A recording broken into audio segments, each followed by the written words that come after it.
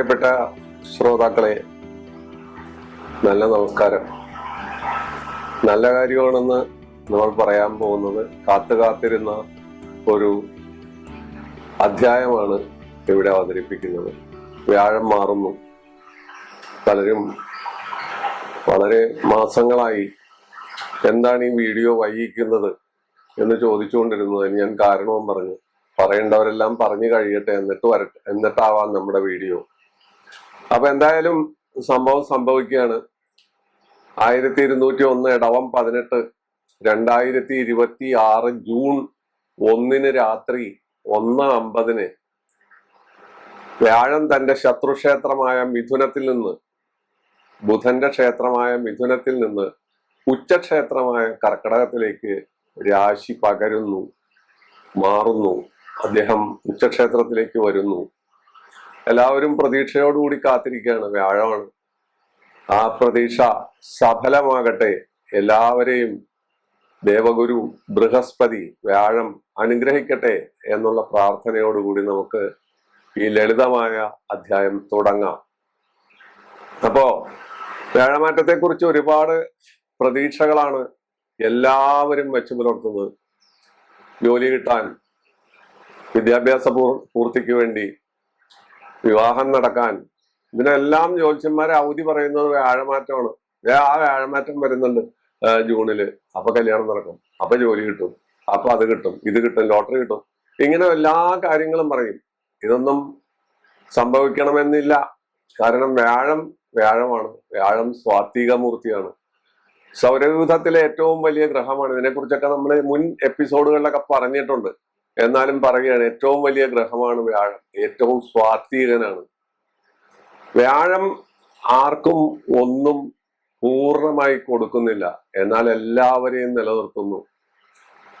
വ്യാഴം എല്ലാവരെയും നിലനിർത്തുന്ന ഏറ്റവും മോശ സ്ഥാനമായ 3, 6, 8, 12 നിന്നാൽ പോലും വ്യാഴത്തിന്റെ ദൃഷ്ടി ചെല്ലുന്ന സ്ഥലങ്ങളെല്ലാം അത് ശുദ്ധീകരിക്കുന്നു. ഈ സത്യം നിങ്ങൾ മനസ്സിലാക്കിയിട്ട് വേണം ഈ എപ്പിസോഡ് കാണാൻ. അല്ലാതെ ഇപ്പൊ 3-ൽ നിന്നു, 6-ൽ നിന്നു, 8-ൽ നിന്നു, 12-ൽ നിന്നു അയ്യോ ഞാൻ വെള്ളത്തിലാണ്ട് പോകും എന്ന് ഒരിക്കലും ധരിച്ചു പോകരുത്. അവിടെ നിൽക്കുന്ന വ്യാഴത്തിന് പോലും അതിൻ്റെതായ ദൃഷ്ടിബലം കൊണ്ട് ഒരുപാട് ഉപകാരം ചെയ്യാൻ പറ്റും. അതുപോലെ തന്നെ നമ്മള് വളരെ ഗുണകരമായി കാണുന്ന ഒരു അവസ്ഥയാണ് 2, 5, 7, 9, 11 ഭാവത്തിലേക്ക് വരുന്നത്. 2, 5, 7, 9, 11 ഭാവത്തിലേക്ക് അവിടെ വ്യാഴം നിൽക്കുന്നത് വളരെ ഗുണകരമാണ്. അങ്ങനെ ഗുണകരമായി നിൽക്കുന്ന സ്ഥലത്ത് പോലും അമിതമായി വ്യാഴം കൊടുക്കുന്നില്ല ഒന്നും. എല്ലാവരെയും നിലനിർത്തുന്നു. ചെല്ലുന്നവന്റെ കയ്യിൽ പാത്രമുണ്ട്. ആ പാത്രം നിറച്ച് നേദ്യച്ചോറോ പാൽപായസമോ നാരായണൻ കൊടുക്കില്ല. അങ്ങനെ നാരായണൻ കൊടുത്താൽ നാരായണന് അമ്പലം ആവശ്യമില്ല. അതാണ് വ്യാഴത്തിന്റെ തിയറി. ഈ വസ്തുത നമ്മൾ മനസ്സിലാക്കാതെ നമുക്ക് വ്യാഴത്തെ കുറിച്ച് ഇന്നിന്ന നാളുകാർക്ക്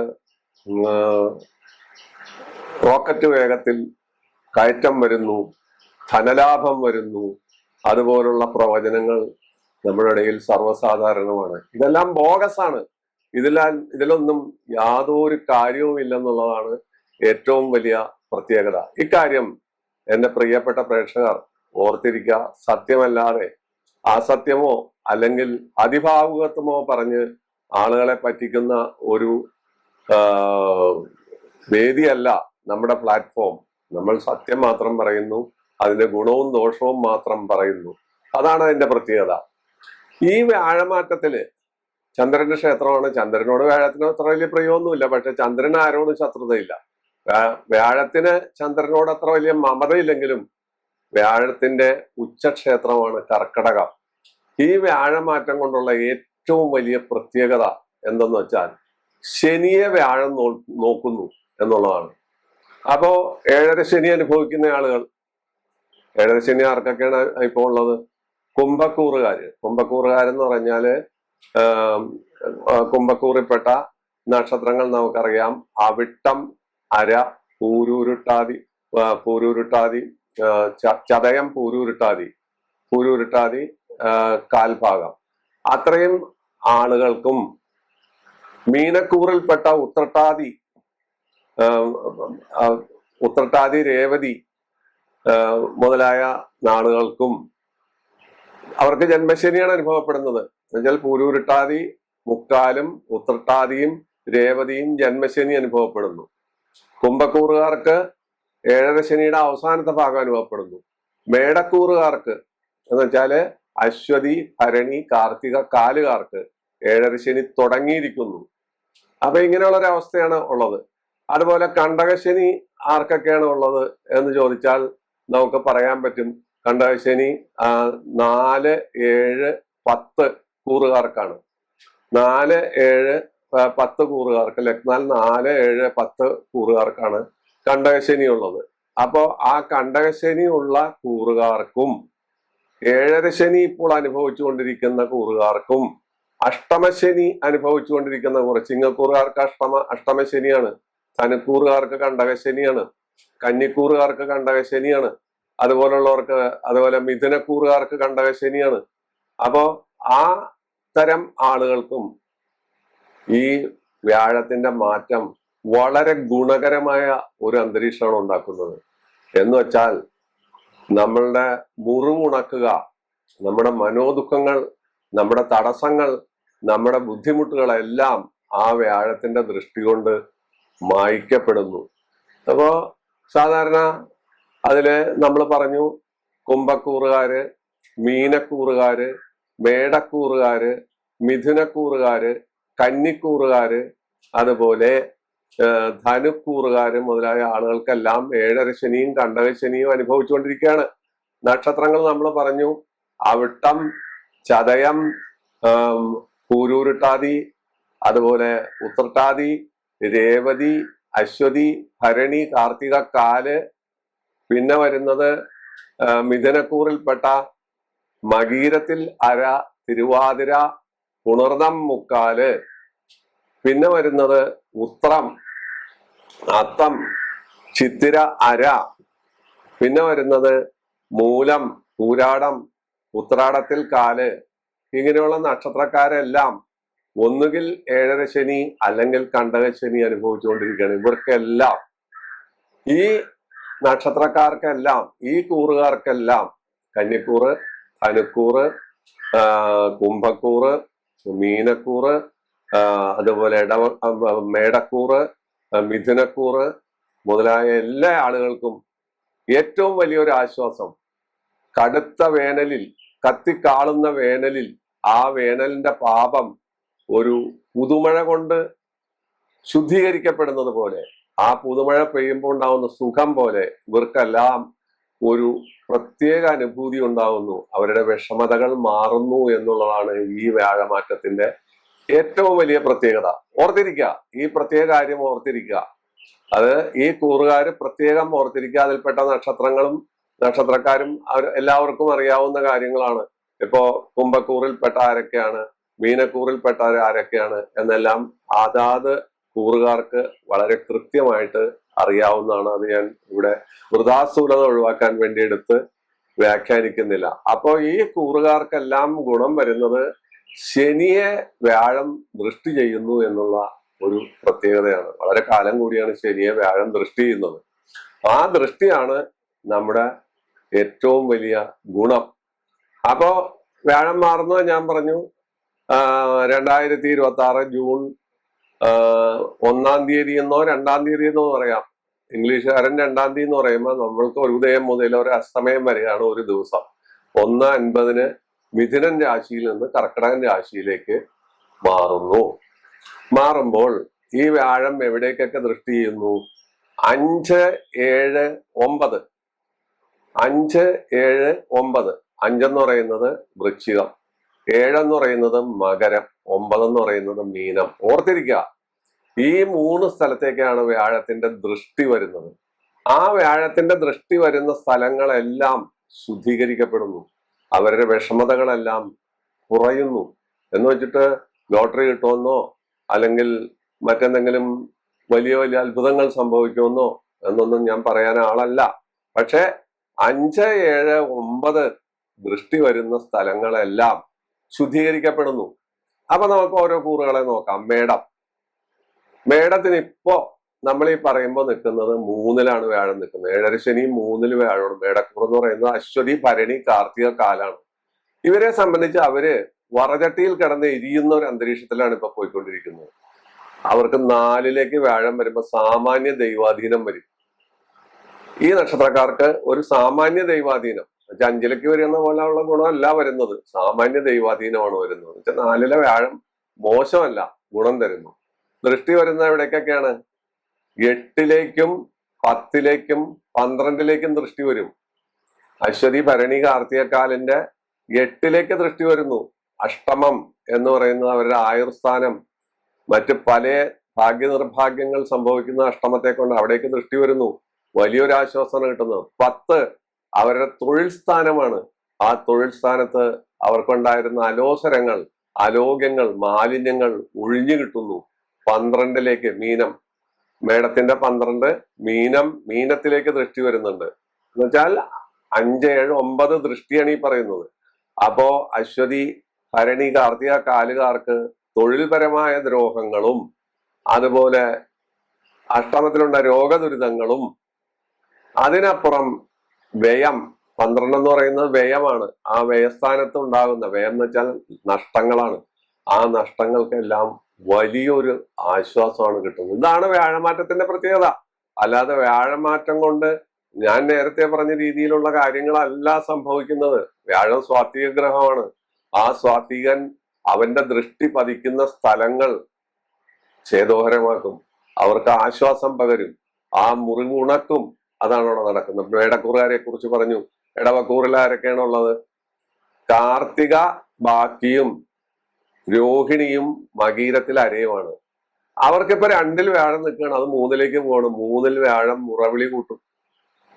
എന്നുവെച്ചാൽ എന്ത് പ്രശ്നം തൊട്ടാലും അത് 4 നിലയിൽ പൊട്ടും. അവരെ സംബന്ധിച്ച് അവര് ഇപ്പോ വളരെ സുഖകരമായ അന്തരീക്ഷത്തിൽ പോകുന്ന ഇടവക്കൂറുകാർക്ക് 3-ൽ വ്യാഴം വരുമ്പോ നമുക്ക് എന്തെങ്കിലും പ്രശ്നങ്ങൾ ഇങ്ങനെ സദാ ഉണ്ടായിക്കൊണ്ടിരിക്കും, തടസ്സങ്ങൾ ഉണ്ടായിക്കൊണ്ടിരിക്കും. പേടിക്കരുത്. 5, 7, 9-ലേക്ക് അവർക്ക് ദൃഷ്ടി വരുന്നുണ്ട്. 5 എന്ന് പറയുന്നത് അവരുടെ പുത്രസ്ഥാനം, അതുപോലുള്ള വാഹനം, മറ്റു കാര്യങ്ങളെ കുറിച്ചൊക്കെ നമുക്ക് പറയാം. 7 എന്ന് പറയുന്നത് ഭാര്യ ഭർത്തൃബന്ധം, 9 ഭാഗ്യസ്ഥാനം. നോക്കണേ, 3-ൽ വ്യാഴം വരുന്നു എങ്കിലും വ്യാഴത്തിന്റെ ദൃഷ്ടി ഇടവക്കൂറുകാർക്ക്, ഈ പറയുന്ന നക്ഷത്രക്കാർക്ക് 5, 7, 9-ലേക്ക് വരുന്ന ദൃഷ്ടി മനോഹരമാണ്. 5 ഒരു പരിധിവരെ മാനസികമായ സുഖം കിട്ടും. 7 ഭാര്യാഭർത്തൃബന്ധത്തിൽ സുഖം കിട്ടും. 9 ഭാഗ്യം. അപ്പോ 3-ൽ നിൽക്കുന്ന വ്യാഴത്തിന്റെ ദോഷം ആ ദൃഷ്ടി കൊണ്ട് ഏകദേശം പരിഹരിക്കപ്പെടുന്നു.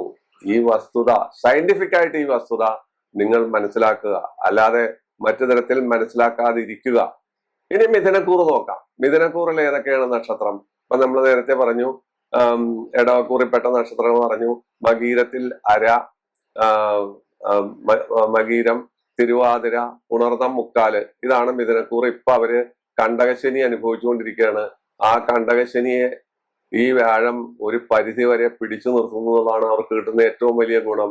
വ്യാഴം 2-ലേക്കാണ് പോകുന്നത്. 2-ൽ പോകുന്നു. 2 ധനസ്ഥാനം, അത് ഉച്ചത്തിൽ നിൽക്കുന്നു. അപ്പൊ ധനലാഭം. കണ്ടകശനിയുടെ ബുദ്ധിമുട്ടുകൾ മാറിക്കിട്ടുന്നു. ആർക്കെല്ലാം? മകീരത്തിൽ അര, തിരുവാതിര, പുണർതം, മുക്കാൽ. അവർക്കെല്ലാം അവരുടെ വ്യാഴത്തിന്റെ ദൃഷ്ടി വരുന്നത് 6, 8, 10-ലേക്കാണ്. 6 എന്ന് പറഞ്ഞാൽ സുഖസ്ഥാനമാണ്, രോഗം ഉണ്ടാകാം. 8 എന്ന് പറയുന്നത് രോഗസ്ഥാനമാണ്, രോഗം, ആയുസ് മുതലായതാണ്. 10 കർമ്മസ്ഥാനമാണ്. ഈ 3 സ്ഥാനത്തേക്കും ദൃഷ്ടി വരുന്നു. അപ്പോ അവർക്ക് മിഥുനത്തെ സംബന്ധിച്ച് അവർക്ക് ഇത്രത്തോളം ഭാഗ്യങ്ങളാണ് അവിടെ ഉണ്ടാകുന്നത്. കണ്ടകശനിയുടെ ശല്യം കുറയ്ക്കുന്നു. 10-ൽ ശനിയൊക്കെ അല്ലേ, ആ ശനിയെ നോക്കുന്നു. 6-ലേക്ക് നോക്കുന്നു, 8-ലേക്ക് നോക്കുന്നു.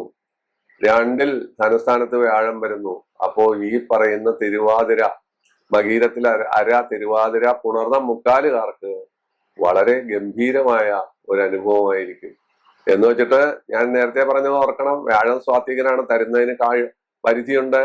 ആ സുഖം തരുന്നതിനൊക്കെ ഒരു പ്രത്യേകതയുണ്ട്, ധനം തരുന്നതിനൊക്കെ ഒരു പ്രത്യേകതയുണ്ട്.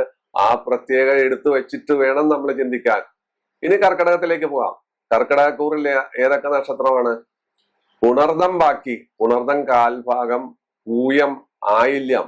അവർക്ക് ജന്മവ്യാഴമാണ്. ജന്മവ്യാഴം നല്ലതല്ല, പക്ഷെ വ്യാഴമല്ലേ, അത് ഉച്ചക്ഷേത്രത്തിലല്ലേ, ജന്മവ്യാഴമല്ലേ. ദൃഷ്ടി വരുന്നത് എവിടേക്കാണ് ഈ നക്ഷത്രക്കാർക്ക്? കർക്കിടകത്തിന്റെ 5, 7, 9. മാനസികമായ സുഖം വരും, ഭാര്യാഭർത്തൃ ബന്ധത്തിൽ സുഖം കിട്ടും. 9 എന്ന് പറയുന്നത് ഭാഗ്യസ്ഥാനവും പൂർവജന്മ സുഹൃതവുമാണ്. അപ്പൊ ഭാഗ്യം കൊണ്ട് അവിടെ നമുക്ക് സുഖാനുഭവ യോഗം ഉണ്ടാവുന്നു. ജന്മം നല്ലതല്ല, ആ നല്ലതല്ല എങ്കിൽ പോലും ഈ 5, 7, 9 ദൃഷ്ടി കൊണ്ട് ഈ പറയുന്നതായ പുണർദം കാലും പൂയവും ആയില്യങ്കാരും സുഖാനുഭവ യോഗത്തിൽ വന്നു പെടുന്നു എന്നാണ് എന്റെ നിഗമനം. ഈ നിഗമനം നിങ്ങൾ എതിർക്കാം, നിങ്ങളല്ലെന്ന് പറയാം, പക്ഷെ അല്ലെന്ന് പറഞ്ഞിട്ട് കാര്യമില്ല. ഇത്രയും ഭാഗത്തേക്ക് വ്യാഴത്തിന്റെ ദൃഷ്ടി വരുന്നത് വളരെ മനോഹരമായ ഒരു കാര്യമാണ്. കർക്കിടകക്കൂറുകാർ പേടിക്കേണ്ട കാര്യമില്ല, ജന്മവ്യാഴത്തെ പേടിക്കണ്ട എന്നാണ് പറഞ്ഞു വരുന്നത്. ഇനി ചിങ്ങക്കൂറിലേക്ക് പോവാം. ചിങ്ങക്കൂറിൽ ഏതൊക്കെയാണ് നക്ഷത്രം? ചിങ്ങക്കൂറിൽപ്പെട്ട നക്ഷത്രം നമുക്കറിയാം. പൂരം, ഉത്രത്തിൽ കാല്, അതുപോലുള്ള നക്ഷത്രങ്ങളാണ്. മകം, പൂരം, ഉത്രത്തിൽ കാല്, ഇത്രയും നക്ഷത്രങ്ങളാണ് ആ കൂറിൽ വരുന്നത്. അവരെ സംബന്ധിച്ച് അഷ്ടമത്തിൽ ശനിയാണ്. വളരെ ആശ്വാസം കിട്ടും. അഷ്ടമത്തിലേക്ക് വ്യാഴത്തിന്റെ ദൃഷ്ടി വരുന്നുണ്ട്. ചിങ്ങക്കൂറിന്റെ 8ലേക്ക് ദൃഷ്ടി വരുമ്പോൾ അഷ്ടമത്തിലെ ശനിയുടെ ഉപദ്രവങ്ങൾ അവിടെ കുറയുന്നു. 4, 6ലേക്കും ദൃഷ്ടി വരുന്നു. 4 വീടാണ്. 4 വീട്, അമ്മ, കിടക്ക, കട്ടിൽ, വാഹനം, ഉപകരണ സാമഗ്രികൾ, ഇതിനെല്ലാം ഗുണം കിട്ടുന്നു. 6 സുഖസ്ഥാനമാണ്. രോഗനിവൃത്തി വരുന്നു, ആശുപത്രിവാസം കുറയുന്നു, നമുക്ക് മനസമാധാനം കിട്ടുന്നു. ചിങ്ങക്കൂറിനെ സംബന്ധിച്ചിടത്തോളം, ചിങ്ങത്തിനെ സംബന്ധിച്ച് വ്യാഴം വരുന്നത് 12ലാണ്. 12ൽ വ്യാഴം വ്യയസ്ഥാനമാണ്. ആ വ്യയസ്ഥാനത്ത് നിന്നാലും അയാളുടെ ദൃഷ്ടി കൊണ്ട് ചിങ്ങക്കൂറുകാർ രക്ഷപ്പെടുന്നു. പ്രത്യേകിച്ച് അഷ്ടമത്തിൽ നിൽക്കുന്ന ശനിയെ വ്യാഴം നോക്കുന്നു എന്നുള്ള പ്രത്യേകത നിങ്ങൾ ചിങ്ങക്കൂറുകാർ പ്രത്യേകം ഓർക്കുക. പേടിക്കേണ്ട. ഇങ്ങനെ 12ൽ വ്യാഴം വന്നു, അയ്യോ എന്റെ മുതൽ മുഴുവൻ പോയല്ലോ, എന്റെ കയ്യിലുള്ളത് മുഴുവൻ ചോർന്നു പോയല്ലോ എന്നുള്ള വിഷമമേ വേണ്ട. ഇങ്ങനെയുള്ള ഒരു സംഭവം അവിടെ വരുന്നുണ്ട്. കന്നിക്കൂറിലേക്ക് പോവാം. കന്നിക്കൂറിൽ വരുന്ന നക്ഷത്രങ്ങൾ ഉത്രം ബാക്കി ഭാഗം, ഉത്രം മുക്കാൽ ഭാഗം, അത്തം, ചിത്തിര അര. ഈ നക്ഷത്രക്കാരാണ് കന്നിക്കൂറിൽ വരുന്നത്. അവരിപ്പൊ കണ്ടകശനി, 7 കണ്ടകശനി അനുഭവിച്ചുകൊണ്ടിരിക്കുകയാണ്. വളരെ ആശ്വാസം കിട്ടും. അവിടേക്ക് വ്യാഴത്തിന്റെ ദൃഷ്ടി വരുന്നുണ്ട്. ആ കന്നിക്കൂറുകാരെ സംബന്ധിച്ചിടത്തോളം വ്യാഴം വരുന്നത് 11ലാണ്. 11ൽ വ്യാഴം നിന്നുകൊണ്ട് കന്നിക്കൂറുകാരുടെ 3, 5, 7ലേക്ക് ദൃഷ്ടി ചെയ്യുന്നു. 3 എന്ന് പറയുന്ന സഹോദര സ്ഥാനം കൂട്ടാം. 5 മനസ്സും മറ്റു കാര്യങ്ങളും, പുത്രന്മാരെയും മറ്റും പുത്രികളെയൊക്കെ കൂട്ടാം. 7 ഭാര്യാഭർത്തൃ ബന്ധം നമുക്ക് മനസ്സിലാക്കാം. ഈ ഭാഗത്തേക്ക് ദൃഷ്ടി വരുന്നു. കന്നിക്കൂറുകാർക്ക് ഏറ്റവും വലിയ ഗുണകാലമാണ് ഈ വ്യാഴമാറ്റം തരുന്നത്. ഏതൊക്കെയാണ് നക്ഷത്രങ്ങൾ? ഉത്രം മുക്കാല്, അത്തം, ചിത്തിര അര. നിങ്ങൾ ഓർത്തിരിക്കുക, നിങ്ങൾക്ക് ഏറ്റവും നല്ല സുഖകരമായ ഒരു കാലമാണ് വരുന്നത്. കാരണം പ്രത്യേകിച്ച് 3, 5, 7ലേക്ക് വരുന്ന വ്യാഴത്തിന്റെ ദൃഷ്ടി, അത് 7ലേക്ക് വരുന്ന ദൃഷ്ടി കണ്ടകശനി കൊണ്ടുണ്ടായിരുന്ന വിഷമങ്ങൾ, ഭാര്യാഭർത്തൃ ബന്ധത്തിലെ അലോസരങ്ങൾ, അവിടുത്തെ ബുദ്ധിമുട്ടുകളെല്ലാം കഴുകി മായ്ക്കപ്പെടുന്നു. ഇനി തുലാക്കൂറിലേക്ക് പോവാം. തുലാക്കൂർ ആരൊക്കെയാണ്? ചിത്തിര, അര, ചോതി, വിശാഖം. അവർക്കിപ്പോ 9ലാണ് വ്യാഴം നിൽക്കുന്നത്. വളരെ മനോഹരമാണത്. ഭാഗ്യസ്ഥാനത്ത് നിൽക്കുന്ന വ്യാഴം 10ലേക്ക് പോകുന്നു, കർമ്മസ്ഥാനത്തേക്ക് പോകുന്നു. കർമ്മസ്ഥാനത്ത് വരുമ്പോൾ കർമ്മ തടസ്സം ഉണ്ടായാൽ പോലും ഈ നക്ഷത്രക്കാരെ സംബന്ധിച്ച് 2 വൃശ്ചികമാണ്. 2ലേക്ക് ദൃഷ്ടി, 4ലേക്ക് ദൃഷ്ടി, 6ലേക്ക് ദൃഷ്ടി. 2 ധനസ്ഥാനമാണ്. ധനസ്ഥാനത്തേക്ക് ദൃഷ്ടി വരുന്നത് നല്ലതല്ലേ? 4 എന്ന് പറയുന്ന വീടാണ്. വീട്, അമ്മ മുതലായ വാഹനം മുതലായ കാര്യങ്ങൾ, അവിടേക്ക് ദൃഷ്ടി വരുന്നത് മനോഹരമല്ലേ? 6 സുഖസ്ഥാനമാണ്. രോഗദുരിതങ്ങൾക്ക് ആശ്വാസം കിട്ടുന്നു. ആർക്കെല്ലാം? തുലാക്കൂറിൽപ്പെട്ട ചിത്തിര, അര, ചോതി, വിശാഖം, മുക്കാൽ നക്ഷത്രക്കാർക്കാണ് ഈ ഗുണം കിട്ടുന്നതും ചെറിയ രീതിയിൽ ദോഷം വരുന്നതും. തൊഴിൽ സ്ഥലത്ത് അലോഗ്യങ്ങൾ ചെറുതായി ഉണ്ടാകാം, പക്ഷെ മറ്റു കാര്യങ്ങൾ കൊണ്ട് ആ വ്യാഴം അതിനെ മൂടുന്നു, മറക്കപ്പെടുന്നു, കഴുകുന്നു. അപ്പോ തുലാക്കൂറുകാര് ഒരു കൂറുകാരും ഭയക്കേണ്ട കാര്യമില്ല എന്നാണ് ഞാൻ പറഞ്ഞു വരുന്നത്. കാരണം ഒരു ഗുണം ഒരിടത്തുണ്ടെങ്കിൽ ചെറിയൊരു ദോഷം അപ്പുറത്തുണ്ടാവും. ചില സ്ഥാനത്തിന്റെ ദോഷം കൊണ്ട് വ്യാഴം മോശത്തിൽ പെട്ടാലും ദൃഷ്ടി കൊണ്ട് നമുക്ക് ഗുണം ലഭിക്കുന്നു എന്നുള്ളതാണ്. വൃശ്ചികക്കൂറിലേക്ക് പോവാം. വൃശ്ചികക്കൂറിൽ ആരൊക്കെയാണ് ഉള്ളത്? അത് വിശാഖം കാലും, വിശാഖം കഴിഞ്ഞാൽ പിന്നെ വിശാഖം, അനിഴം, തൃക്കേട്ട, ഈ നാളുകളാണ് അതിനകത്തുള്ളത്. ആ വൃശ്ചികക്കൂറുകാരെ സംബന്ധിച്ചിടത്തോളം അവർക്ക് ഇപ്പോ 8-ൽ നിൽക്കുന്നതായ വ്യാഴം 9-ലേക്ക് മാറുന്നു എന്നുള്ള ഏറ്റവും വലിയ പ്രത്യേകതയാണ്. 9-ൽ വ്യാഴം എന്ന് വെച്ചാൽ ഭാഗ്യസ്ഥാനമാണ്. അവരുടെ തടസ്സങ്ങളെല്ലാം മാറിപ്പോകുന്നു. മാത്രമല്ല വൃശ്ചികത്തിന്റെ 3-ലേക്കും വൃശ്ചിക ജന്മത്തിലേക്കും വൃശ്ചികം എന്ന് വെച്ചാൽ അതിന്റെ ജന്മത്തിലേക്ക് ദൃഷ്ടി വരുന്നു, 3-ലേക്ക് ദൃഷ്ടി വരുന്നു, 5-ലേക്ക് ദൃഷ്ടി വരുന്നു. എന്നുവെച്ചാൽ ആ കൂറിലേക്ക് വ്യാഴത്തിന്റെ ദൃഷ്ടി വൃശ്ചികത്തിലേക്ക് വരുന്നത് അവർക്ക് ഏറ്റവും മനോഹരമാണ്. ആരോഗ്യപരമായിട്ടും മാനസികമായിട്ടും സാമ്പത്തികമായിട്ടും. പിന്നെ 3 സഹോദര സ്ഥാനമാണ്. ആ സ്ഥലത്തേക്കും അതുപോലെ അതുപോലെ തന്നെ 5-ലേക്കും ദൃഷ്ടി വരുന്നു. 5 എന്ന് പറയുന്ന മനസ്സ്, വാഹനം, പുത്രപൗത്രാദി സുഖങ്ങൾ മുതലായ സ്ഥലത്തേക്കും ദൃഷ്ടി വരുന്നത് വൃശ്ചികക്കൂറുകാരെ സംബന്ധിച്ച് വളരെ വിശേഷമാണ്. അവരുടെ 8-ലെ വ്യാഴം 9-ലേക്ക് പോകുന്നു. മാത്രമല്ല ദൃഷ്ടി ഈ രീതിയിൽ വരുന്നു എന്നുള്ളതാണ്. വ്യാഴത്തിന്റെ ദൃഷ്ടിക്ക് വളരെ വലിയ ശക്തിയുണ്ട്. അതുകൊണ്ടാണ് ദൃഷ്ടിയെ ഞാൻ വളരെ കാര്യമായി പരിഗണിക്കുന്നത്. ഇനി ധനുക്കൂർ എടുക്കാം. ധനുക്കൂറുകാര് പേടിക്കണ്ട. ധനുക്കൂർ എന്ന് പറയുന്നത് ആരൊക്കെയാണ്? മൂലം, പൂരാടം, ഉത്രാടത്തിക്കാല്. ഇവരെ സംബന്ധിച്ച് അഷ്ടമത്തിൽ വ്യാഴം വരുന്നു എന്ന് കരുതി ഭയപ്പെടരുത്. അത് ഉച്ചവ്യാഴമാണ്. കർക്കിടകം അതിന്റെ ഉച്ചക്ഷേത്രമാണ്. അവരെ സംബന്ധിച്ച് അവരുടെ 12-ലേക്ക്, അവരുടെ 12 എന്ന് പറയുന്നത് വൃശ്ചികമാണ്, 12-ലേക്ക് ദൃഷ്ടി വരുന്നു. ചെലവ് കുറഞ്ഞു കിട്ടും. ഇപ്പൊ ചെലവ് വലിയ കാര്യമായിട്ടുണ്ടാകുന്ന ആ പ്രശ്നം കുറയും. കണ്ടകശനി, അവർക്ക് 4-ൽ കണ്ടകശനിയാണ്. ധനുക്കൂറുകാർക്ക് കണ്ടകശനി 4-ൽ നിൽക്കുകയാണ് മീനത്തില്. ആ മീനത്തിലേക്ക് ദൃഷ്ടി വരുന്നു. വളരെ വലിയ ആശ്വാസം വരും. രോഗങ്ങളും ദുരിതങ്ങളും മനപ്രയാസങ്ങളും അതുപോലുള്ള മറ്റു പല കാര്യങ്ങളിലും അവർക്ക് ആശ്വാസം വരും. മകരത്തിലേക്ക് ദൃഷ്ടി വന്നു. അത് 2-ആണ്, ധനസ്ഥാനമാണ്. അപ്പോഴും അവർക്ക് ഗുണം വരുന്നുണ്ട്. അഷ്ടമത്തിലെ വ്യാഴമുള്ള ധനുക്കാർക്ക് ഗുണം വരുന്നു എന്ന് ഇയാൾ പറയുന്നത് എങ്ങനെ എന്ന് നിങ്ങൾ ചോദിച്ചാൽ ഇങ്ങനെ എന്ന് ഞാൻ പറയും. കാരണം വ്യാഴത്തിന്റെ ദൃഷ്ടി ധനുക്കൂറുകാർക്ക് അഷ്ടമത്തിൽ വ്യാഴം വരുമ്പോൾ അവിടേക്ക് 12-ലേക്കും 2-ലേക്കും അതുപോലെ 4-ലേക്കും ആ കണ്ടകശനിയെ പിടിച്ചു നിർത്തുന്നു.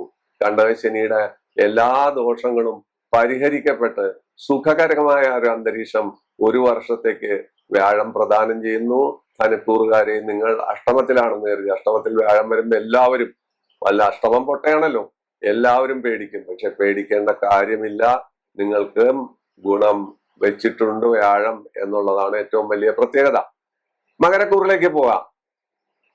ഉത്രാടം ബാക്കി. ഉത്രാടം കാല്, ഉത്രാടം, തിരുവോണം, അവിട്ടം, അര, ഇതാണ് മകരക്കൂറ് നാളുകൾ. അവരെ സംബന്ധിച്ച് വ്യാഴം 7-ലേക്കാണ് വരുന്നത്. അതിന്റെ 7-ആണ് കർക്കിടകം. വളരെ ഗംഭീരമാണ്. ആ 7-ലെ വ്യാഴത്തിന്റെ ദൃഷ്ടി വരുന്നത് വളരെ നല്ലൊരു കാര്യമാണ്. അവരുടെ ജന്മത്തിലേക്ക് ദൃഷ്ടി വന്നിട്ടുണ്ട്. 11-ലേക്ക് ദൃഷ്ടി വന്നിട്ടുണ്ട്. ലാഭസ്ഥാനത്തേക്ക് ദൃഷ്ടി വന്നിട്ടുണ്ട്. 2-ലേക്ക് ദൃഷ്ടി വരുന്നുണ്ട്. 2 മീനമാണല്ലോ. 2-ലേക്ക് ദൃഷ്ടി വരുന്നുണ്ട്. 11 വൃശ്ചികമാണ്. അവരുടെ ജന്മത്തിലേക്കും 11-ലേക്കും 2-ലേക്കും ദൃഷ്ടി വരുന്ന മകരക്കൂറുകാർക്ക് വളരെ മനോഹരമായ ഒരു കാലമാണ് വരുന്നത്. ഈ വ്യാഴമാറ്റക്കാലം വളരെ ഗംഭീരം. പക്ഷേ കുംഭക്കൂറുകാരെ സംബന്ധിച്ചിടത്തോളം അവർക്ക് വ്യാഴം 6-ൽ വരുന്നു. ശത്രുസ്ഥാനത്താണ് വരുന്നത്. ശത്രുസ്ഥാനത്താണ് വരുന്നതെങ്കിലും അവരുടെ 11-ലേക്ക് ദൃഷ്ടി വരുന്നുണ്ട്. വൃശ്ചികം 11-ലേക്ക് ദൃഷ്ടി വരുന്നുണ്ട്. അവരുടെ ജന്മത്തിലേക്ക് ദൃഷ്ടി വരുന്ന, അവരുടെ 12-ലേക്ക് ദൃഷ്ടി വരുന്നുണ്ട്.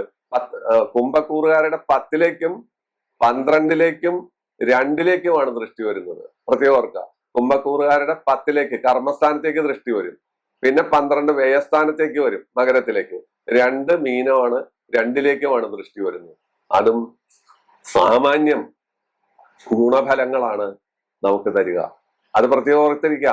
അവർക്ക് 6-ലാണ് വ്യാഴം. 6-ലെ വ്യാഴം കൊള്ളില്ല. അത് അങ്ങനെയാണെങ്കിൽ പോലും ആ ഉച്ചവ്യാഴം കുംഭക്കൂറുകാർക്ക് അവരുടെ 10, 12, 2 ഭാഗത്തേക്ക് ദൃഷ്ടി ചെയ്യുന്നത് പല പ്രകാരേണയുള്ള ഗുണങ്ങൾ കിട്ടുന്നു എന്നുള്ളതാണ്. ഇനി മീനക്കൂറിലേക്ക് പോവാം. മീനക്കൂറിൽ വരുന്ന നക്ഷത്രങ്ങൾ നമ്മൾ പൂരൂരുട്ടാതി, ഉത്രട്ടാതി, രേവതി നക്ഷത്രങ്ങളാണ്. ഈ കൂറുകാർക്ക് ജന്മശനിയാണ്. ഇവർക്കാണ് ഏറ്റവും വലിയ അനുഗ്രഹം കിട്ടുന്നത്. പൂരൂരുട്ടാതി, ബാക്കി ഉത്രട്ടാതി, രേവതി ഈ നക്ഷത്രക്കാരെ അനുഭവിച്ചിരുന്നതായ വിഷമങ്ങൾ മുഴുവൻ കഴുകിപ്പോകും.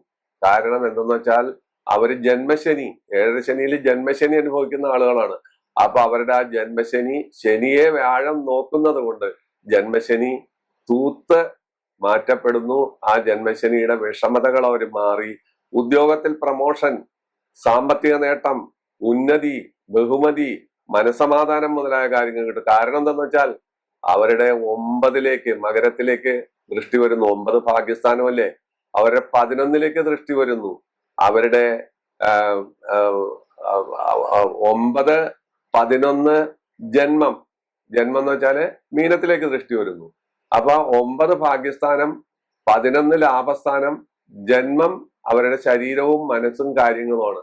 അപ്പൊ മീനക്കൂറുകളിൽപ്പെട്ട പൂരൂരുട്ടാതി, ഉത്രട്ടാതി, രേവതി നാളുകാർക്കാണ് ഈ വ്യാഴമാറ്റത്തിൽ ഏറ്റവും നല്ല ഗുണങ്ങൾ വരുന്നത്. കാരണം അവരുടെ ജന്മശനിയുടെ ആ ശക്തി കുറഞ്ഞ് അവരുടെ ഭാഗ്യസ്ഥാനത്തേക്ക് വ്യാഴം ദൃഷ്ടി ചെയ്ത് 11ലേക്ക് ദൃഷ്ടി ചെയ്യുമ്പോൾ ഔദ്യോഗികമായും മറ്റെല്ലാ തരത്തിലും അതുപോലുള്ള തടസ്സങ്ങളിലെല്ലാം നീങ്ങി അവരുടെ ജന്മത്തിലും അവരുടെ ആ ജന്മത്തെയും മീനത്തെയും വ്യാഴം ദൃഷ്ടി ചെയ്യുന്നു എന്നുള്ള പ്രത്യേകതയാണ് ഈ വ്യാഴമാറ്റത്തിൽ കൃതകൃത്യതയോടുകൂടി നമുക്ക് പറയാൻ പറ്റുന്ന കാര്യം. വളരെ കാൽക്കുലേറ്റീവ് ആയിട്ട്, വളരെ ഒബ്സർവേറ്റീവ് ആയിട്ട് നമ്മൾ പറയുമ്പോൾ ഇത്തരം കാര്യങ്ങളാണ് പറയേണ്ടത്.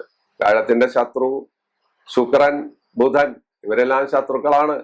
അപ്പോ ആ ശത്രുക്ഷേത്രത്തിൽ നിൽക്കുന്ന സ്ഥലത്തേക്ക് പോലും വ്യാഴത്തിന്റെ ദൃഷ്ടി വന്നാൽ ആ ശത്രുക്കളുടെ ശത്രുത്വം മിത്രത്വമായി മാറുന്നു എന്നുള്ളതാണ് ഏറ്റവും വലിയ പ്രത്യേകത.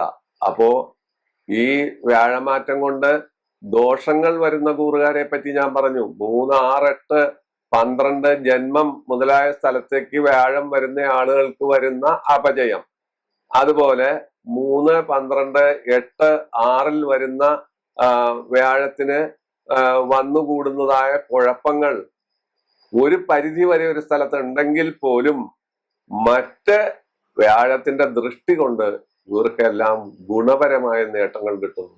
ഇതിൽ നിന്ന് നമ്മൾ എന്ത് മനസ്സിലാക്കി? നമ്മൾ പേടിച്ചിരുന്ന ആ പേടി മാറുകയാണ്. വ്യാഴം അഷ്ടമത്തിൽ വരുന്നവനും 6ൽ വരുന്നവനും 12ൽ വരുന്നവനും 8ൽ വരുന്നവനും 3ൽ വരുന്നവനും എല്ലാം ആ വ്യാഴം, സ്വാത്വികനായ വ്യാഴം പല ഭാഗത്തേക്കും ദൃഷ്ടി ചെയ്ത് ഗുണം തരുന്നു എന്നുള്ള വസ്തുതയാണ് ഈ എപ്പിസോഡിൽ പറയുന്നത്. അല്ലാതെ അവരൊന്നും കടലിലാണ്ട് പോവില്ല. അതുപോലെ ഗുണപരമായ നേട്ടം ഏറ്റവും കൂടുതൽ വരുന്ന പല കൂറുകാരുണ്ട്. ആ കൂറുകാരെ സംബന്ധിച്ച് ഇപ്പൊ ഇടവക്കൂറുകാര്, മിഥുനക്കൂറുകാര് 2ൽ വ്യാഴം വരുന്നു. അതുപോലെയൊക്കെ ഉള്ള നല്ല സ്ഥലത്തേക്ക് വരുന്നത് 2, 5, 7, 9, 11 ഭാവത്തിലൊക്കെ വ്യാഴം വരുന്ന ആളുകൾക്ക് ഉന്നതമായ കയറ്റം വരുന്നു, അല്ലെങ്കിൽ അവര് എവറസ്റ്റ് കൊടുകൂടി കയറുന്നു, അല്ലെങ്കിൽ അവർക്ക് ലോട്ടറി കിട്ടുന്നു. ഈ പറയുന്നതൊന്നും യാതൊരു അർത്ഥവുമില്ല. വ്യാഴം ഈ പറയുന്ന രീതിയിൽ ഒരു സർവ സാധാരണമായ സ്ഥിതി സമത്വമാണ് പ്രദാനം ചെയ്യുക. എവിടെ നിന്നാലും എങ്ങനെ നിന്നാലും പരമാവധി ആളുകളെ ദ്രോഹിക്കാതെ പരമാവധി ഗുണം തരാൻ അയാൾ സഹായിക്കും. പക്ഷെ 3ലെയും അതുപോലെ 6ലെയും 8ലെയും 12ലെയും ജന്മത്തിലെയും മറ്റും വ്യാഴം അനേക തടസ്സങ്ങൾ പല കാര്യങ്ങൾക്ക് ഉണ്ടാകുന്നതിന് ഉപോത്ബലകമായി നമ്മൾ പറയേണ്ടത് അവർക്കപ്പൊ നടക്കുന്ന ദശ ചിലപ്പോൾ രാഹുദശയായിരിക്കും, കേതുദശയായിരിക്കും, ഇതുപോലെ അനിഷ്ടന്റെ ഒരു ദശയായിരിക്കും, അല്ലെങ്കിൽ പാപത്വമുള്ള ശുക്രന്റെ ദശയായിരിക്കും, അല്ലെങ്കിൽ വ്യാഴത്തിന്റെ തന്നെ ദശ, നീചനായ വ്യാഴത്തിന്റെ നീചഭംഗമില്ലാത്ത ദശയായിരിക്കും. അങ്ങനെ വരുമ്പോൾ ചിലപ്പോൾ നമുക്ക് പല തടസ്സങ്ങളും വന്നു പെടാം എന്നും നമ്മൾ മനസ്സിലാക്കണം. ഇത്തരം ദോഷമുള്ള കൂറുകാർക്ക് പോലും വ്യാഴത്തിന്റെ ദൃഷ്ടിവൈഭവം കൊണ്ട്, നോട്ടം കൊണ്ട് വളരെ ആശ്വാസകരമായ ഗുണഫലങ്ങൾ ലഭിക്കുന്നു എന്നുള്ളതാണ് ഏറ്റവും വലിയ പ്രത്യേകത. വ്യാഴത്തിന് വേറൊരു പ്രത്യേകതയുണ്ട്. വ്യാഴ മാറ്റം സാധാരണ സംഭവിക്കുന്നത് ഇപ്പൊ ജൂൺ 2-ാം തീയതി അല്ലെങ്കിൽ 1-ാം തീയതി അർദ്ധരാത്രിയാണെന്ന് പറഞ്ഞു. ഒരു മാസം മുമ്പ് തന്നെ ആ വ്യാഴത്തിന്റെ ഗുണഫലം അല്ലെങ്കിൽ ദോഷഫലം നമുക്ക് കിട്ടിക്കൊണ്ടിരിക്കും. അതാണ് വ്യാഴത്തിന്റെ ഒരു പ്രത്യേകത. അത് നമ്മൾ പ്രത്യേകം ഓർത്തിരിക്കണം. അപ്പോ വ്യാഴത്തിന്റെ ഒരു മാറ്റം കൊണ്ട് നമുക്ക് വളരെ ക്രൂരമായ അനുഭവങ്ങളൊന്നും സാധാരണഗതിയിൽ സംഭവിക്കില്ല. അപ്പൊ സംഭവിക്കുന്നത് മറ്റ് ദശകളുടെ പ്രത്യേകത കൊണ്ടോ മറ്റ് കഷ്ടകാലങ്ങൾ കൊണ്ടോ ഒരു പക്ഷെ നമുക്ക് കുറെ ദോഷഫലങ്ങൾ ഉണ്ടാക്കാം എന്നല്ലാതെ വ്യാഴത്തിന്റെ ദൃഷ്ടിയാണ് ഞാനിവിടെ പ്രധാനമായിട്ട് പറഞ്ഞത്. 5-ലേക്കും 7-ലേക്കും 9-ലേക്കും വരുന്ന ദൃഷ്ടി അത് പലർക്കും, ദോഷമുള്ളവർക്ക് പോലും ഗുണമായി ഭവിക്കുന്നു. ലക്ഷം ദോഷം ഗുരുഹന്തി എന്ന ആ നിയമം അവിടെ ബാധകമാകുന്നു. അത് ഓർക്കാതെയാണ് നമ്മൾ പലപ്പോഴും പലർക്കും ദോഷമാണ്, പലർക്കും കയറ്റമാണ് എന്നെല്ലാം പറയുന്നത്. വ്യാഴം ഒരിക്കലും അമിതമായ കയറ്റമോ അമിതമായ ദോഷമോ ആർക്കും കൊടുക്കുന്നില്ല എന്നുള്ളതാണ് അതിന്റെ പ്രത്യേകത.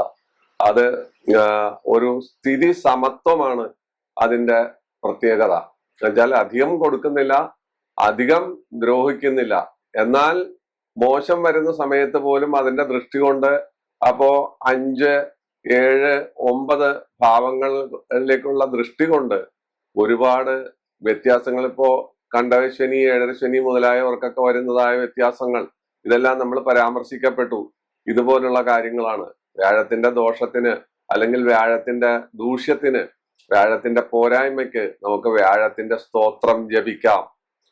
ദേവാനാഞ്ച ഋഷീണാഞ്ച ഗുരും കാഞ്ചന സന്നിഭം ബുദ്ധിഭൂതം ത്രിലോകേശം തം ഗുരും പ്രണതോസ്മ്യഹം എന്നുള്ള സ്തോത്രം ജപിക്കാം.